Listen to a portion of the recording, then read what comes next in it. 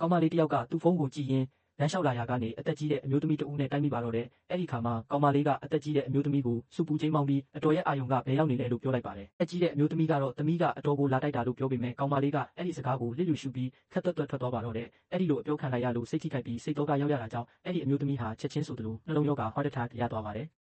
အဲ့ဒီအချိန်မှာပဲအဲ့ဒီနေရာကနေမိသားစုတစုလက်လျှောက်လာရင်သူတို့ရဲ့သမီးလေးကနှလုံးရောဂါရနေတဲ့အသက်ကြီးတဲ့အမျိုးသမီးကိုတနာသွားပြီးကူညီခြင်းစိတ်ပေါ်လာပါတယ်။ဒါပေမဲ့သူ့ရဲ့မိခင်ကတော့ဒုက္ခရောက်မှဆိုလို့ဘသူကိစ္စမှမဝင်ပါနဲ့လို့တားမြစ်ပါတယ်။ဒါပေမဲ့အဲ့ဒီကောင်မလေးကအမေဖြစ်သူရဲ့တားမြစ်စကားကိုနားမထောင်ပဲအသက်ကြီးတဲ့အမျိုးသမီးကိုအတင်းကျပ်ကူညီခဲ့ပြီးအသက်ကိုကယ်တင်နိုင်ခဲ့ပါတယ်။တတိယလာတဲ့အသက်ကြီးတဲ့အမျိုးသမီးကသူ့ကိုကယ်တင်ခဲ့တဲ့ကောင်မလေးရဲ့လက်ဘင်းကကပ်ပြားမှာ Ria Raya ဆိုတဲ့နာမည်ကိုမြင်လိုက်ရပါတယ်။သူမဟာချက်ချင်းပဲသူမရဲ့သားသူကအရန်ကိုဩဇာရှိတဲ့စီးပွားရေးလုပ်ငန်းရှင်ကြီးဖြစ်ပါတယ်။စီကိုဖုံးဆက်ပြီး Ria ဆိုတဲ့ကောင်မလေးဟာသူတို့ရဲ့ကုမ္ပဏီမှာအလုပ်လုပ်သူဖြစ်ပြီးသူ့အသက်ကိုကယ်တင်ခဲ့ကြောင်းပြောပြကယာတူးတိုးမြင့်ပေးဖို့ပြောလိုက်ပါတယ်။ဒါပေမဲ့ကုမ္ပဏီမှာ Ria ဆိုတဲ့ကောင်မလေး2ယောက်ရှိနေပါတယ်။တစ်ယောက်ကအတော်ကြီးကိုတိုက်မိပြီးစူပူချင်းမောင်းခဲ့တဲ့မကောင်းတဲ့ Ria နောက်တစ်ယောက်ကအတော်ကြီးရဲ့အသက်ကိုကယ်တင်ခဲ့တဲ့စေတနာကောင်းတဲ့ Ria ဖြစ်ပါတယ်။မကောင်းစွာနဲ့ပဲအသက်ကြီးတဲ့အမျိုးသမီးရဲ့သားဖြစ်သူကမှားယွင်းစွာသဘောထားမရှိတဲ့မကောင်းတဲ့ Ria ကိုပဲသဘောထားကောင်းတဲ့ Ria လို့ထင်ပြီးယာတူးတိုးမြင့်ပေးလိုက်ပါတော့တယ်